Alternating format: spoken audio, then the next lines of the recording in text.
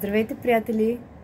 Ако си мислите, че портата на лъвът е затворена, не си мислете, че сте изгубили време.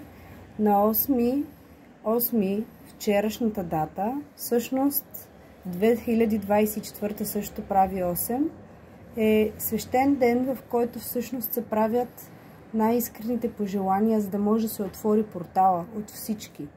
Когато започнем всички да говорим в тази безкрайност и да сме в това цялостно съзидание, което се случва в момента на планетата Земя за петото измерение, тогава всъщност, когато се отваря на 8 този портал, той ни помага, за да откриваме и сътворяваме най-ценното и да откриваме защо сме тук на Земята.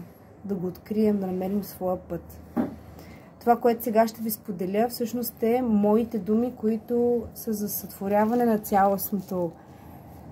Тук имам наблюдатели за цялостната картина, за това какво всеки би пожелал и за това какво вие бихте пожелали. Това е моето нещо. По принцип е написано в тефтера ми, в тетрадката ми, където аз творя и създавам всяка сутрин нови знания, които идват от някъде. Не знам откъде точно, но отгоре. Това, което сега ще ви споделя, е центриране и любов. Това, което при мене върви най-добре, е центрацията, защото много често ние сме децентрирани. Това значи, че от всички странични наблюдатели, всички странични енергии, които ни влияят зле, не ни събуждат. Събуждат ни, за да се събудим всъщност, но всъщност ни събарят нас. Ето и думичките, които аз използвам. Любов, центриране, творчество, сътворяване, съзидаване, свързване с Бог, свързване с хора и свобода на изразяване, съставяне на богатство, блага и любов. Това нещо всъщност е началото. Магията да създаваш, да съзидаваш. Магията е любовта в моите ръце. Свободна да имам, да изразявам като творец. Богатството, получено от благата на творението. Нов свят чист, по-чист от стария. Нов свят по-чист, по-светъл, по-богат, по-плодороден, по-даровит, по-любим. 8 е безкрайност. Път към мощната енергия и петото измерение. Към Вселената.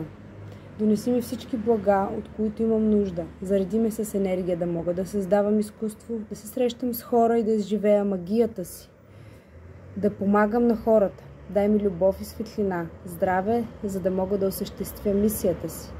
Намери ми идеалното място за провеждане на срещи, рисуване, творение и ново начало. Ново ниво. Покажи ми къде е. Нека духовете ми помагат да осъществя мисията си. Нека добри хора се свържат с мен. Нека душата ми олекне и оздравее моето сърце. Има и още малко.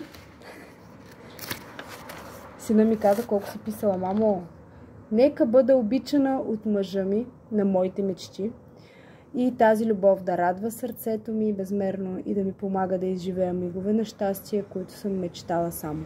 Това са само част от думите, които може да използвате до 27 август, за да отворите сърцата си и да напишете желанията на своите сърца, за да можете да се сбъднете, защото порталът е отворен. Lionsgate 2024. Хубав ден!